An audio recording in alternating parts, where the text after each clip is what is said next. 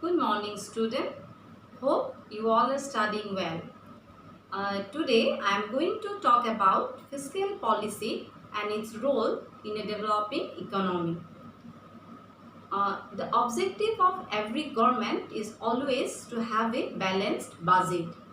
However, generally the expenditure exceeds the revenue income of the government.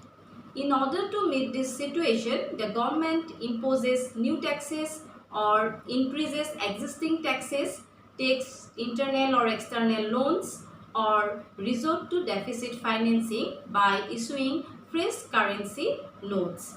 These activities of imposing taxation, taking loans, or deficit financing are collectively known as fiscal policy. Therefore, fiscal policy refers to the policy of the government with regards to taxation, public expenditure and public borrowing for securing economic stabilization and development. One important thing you have to remember that the role of fiscal policy in developed countries is different from that of developing or underdeveloped countries. In advanced countries, the role of fiscal policy is to stabilize the rate of economic growth, whereas in the underdeveloped country, the role is to accelerate the rate of capital formation and economic development. Various economists have defined fiscal policy in different ways. In the words of Musgrave, fiscal policy is concerned with those aspects of economic policy which arise in operation of the public budget. According to Professor Samuelson, fiscal policy means public expenditure and tax policy. The significance of fiscal policy as an instrument of economic control was first emphasized by Professor J.M. Keynes in his famous book General Theory of Employment, Interest and Money. He looked at fiscal policy as one form of state action as a balancing factor. It concerned with the aggregate effects of public expenditure and taxation on income, output and employment. It is thus obvious that fiscal policy deals directly with those matters which influence the consumption and investment expenditure and hence the income, output and employment in the economy. This is all about the meaning of fiscal policy. Now come to the objective of fiscal policy in an underdeveloped economy.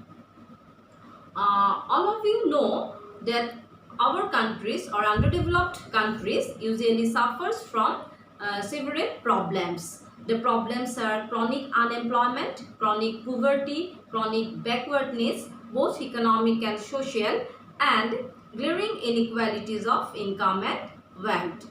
Hence, the objective of fiscal policy in these countries is to remove these problems and thus to have a rapid economic growth. Most objective of fiscal policy in an underdeveloped economy should be to maximize the level of aggregate earnings by applying to cut to the actual and potential consumption at large.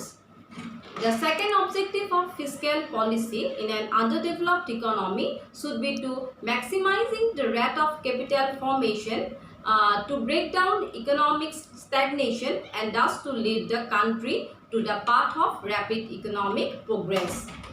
The third objective of fiscal policy in an underdeveloped country should be to divert capital resources from less productive to more productive and from socially less desirable to socially more desirable uses.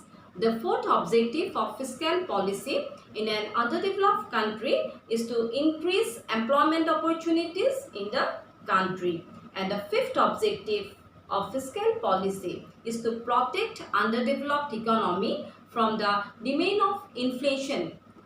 That is, fiscal policy should be designed in such a manner as to curb inflationary forces arising during the process of economic growth.